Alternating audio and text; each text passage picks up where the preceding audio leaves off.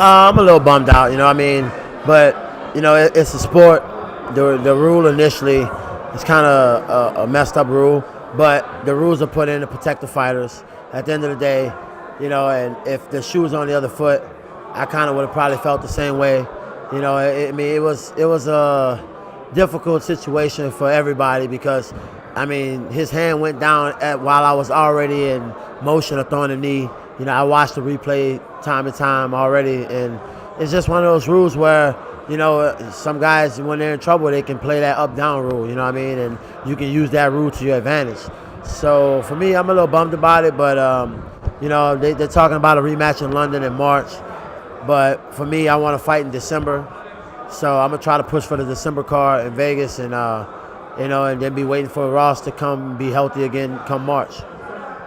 When it comes to me, man, I'll fight anybody. So I don't care who they put in front of me. I just want an opponent for December.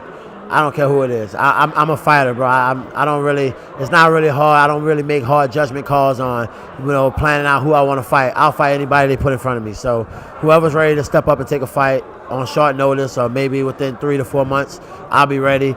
And then hopefully come March. March is my birthday month anyway. So Ross having to fight me in London in March, that wouldn't look too good for him anyway. But Ross is one of my good friends. He's a great fighter. He's actually one of my favorite fighters to watch. So I have a lot of respect for him. It was just unfortunate tonight. He ended up getting hurt.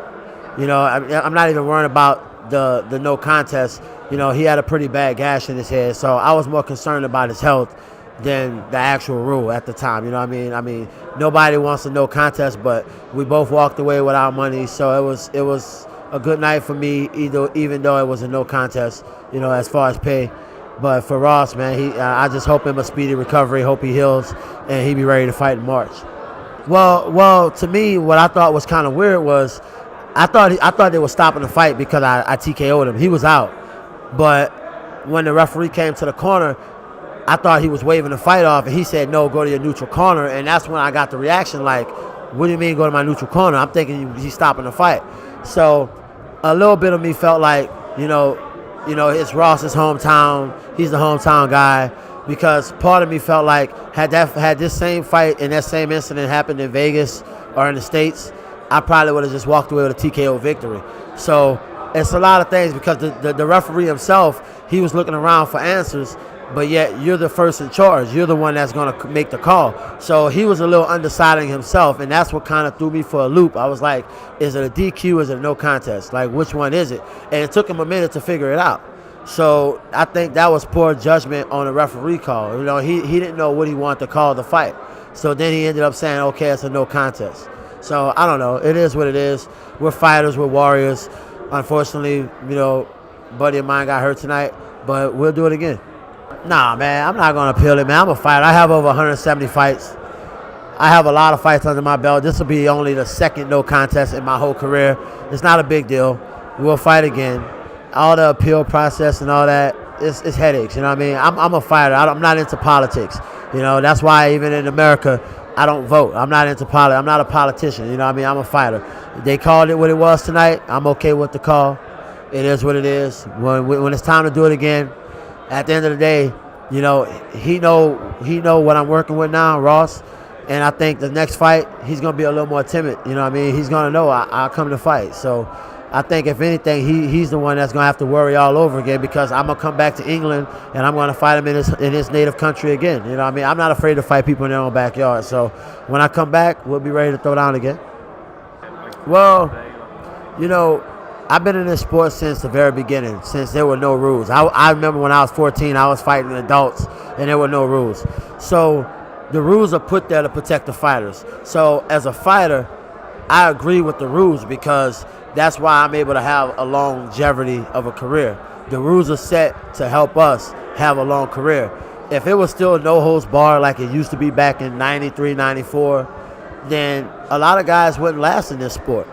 But there are a lot of prima donnas as well. There are guys in this sport that don't belong. But you can always tell the real warriors, the real fighters. At the end of the day, I'm not upset with the rules. because not only does it protect the fighters, it protects me. So I'm okay with whatever rules. That's why it's like football. You got to know what are rules, what you can do, what you can't do. You got, in American football, guys get hit certain ways. Now helmet to helmet, you get fined. At least I didn't get fined tonight for an illegal blow. I walked away with a no contest, and that was, it's like a slap on the wrist. And it was really like that much of a margin that it could have been legal, it could have been illegal. It was that close. So, that was the call they went with. And like I said, had I probably been in Vegas, it probably would have just been waved off as a win, So you never know.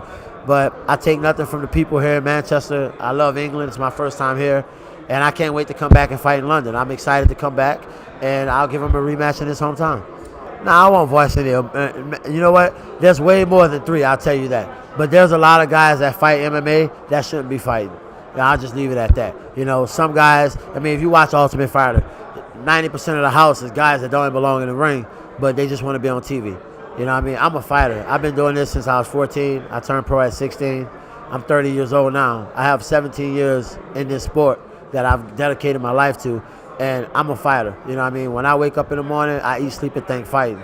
I'm a competitor, but I'm also a clean fighter. I'm not a dirty fighter because, you don't get far with that. It's bad karma. So, Ross, like I said, I'm hoping we get another shot at it. I'm hoping sooner than later. But in the meantime, until March, I'm going to try to get another fight because I don't want to sit out till March. I'm healthy. I didn't get hit. I didn't get hurt, so I'm ready to go. It happened when I was on Ultimate Fighter 2. I had like these little mini dreadlocks, but they wouldn't call me a hairdresser to fix my hair. So it ended up like coming out, and so it was like an afro. And I ended up cutting it off, and I was going to dye my hair red. And when Rashad Evans, he dyed my hair and he gave me a haircut, it came out blonde, and I liked it. So I was like, you know what, I'm just going to stick with that. So I didn't even use the red dye. And it's just kind of been my trademark, so I just kind of stuck with it. Plus, I'm a big fan of Kevin Randleman. He's one of my childhood heroes and idols. So it was kind of cool. It kind of went hand in hand. I always wanted to be like a little baby Randleman, so it worked out perfect.